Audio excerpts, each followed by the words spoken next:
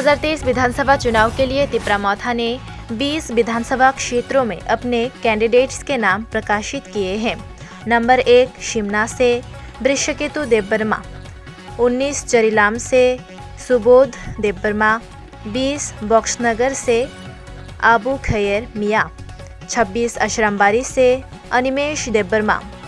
27 कल्याणपुर प्रमोद नगर से मनिहार देबबर्मा, 29 कृष्णपुर से महेंद्र देबबर्मा, 30 बागमा से पूर्णचंद्र जमातिया, 36 शांति बाजार से हरेंद्र रियांग, ऋषमुख क्षेत्र से अरूप देब, जोलाईबारी क्षेत्र से गौरव शिहानु मौग, अमरपुर क्षेत्र से अशीराम रियांग, करबुक क्षेत्र से संजय मानिक त्रिपुरा, सुरमा से श्यामल सरकार, अम्बासा से चित्तरंजन देबबर्मा, करमछरा से पॉल दांगशु,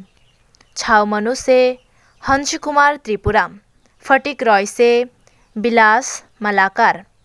चंडीपुर से डेविड मुंडा, पानीसागर से जॉयचुंग हालाम और आखिर में 59 पेचारथल से हॉलीवुड चकमा।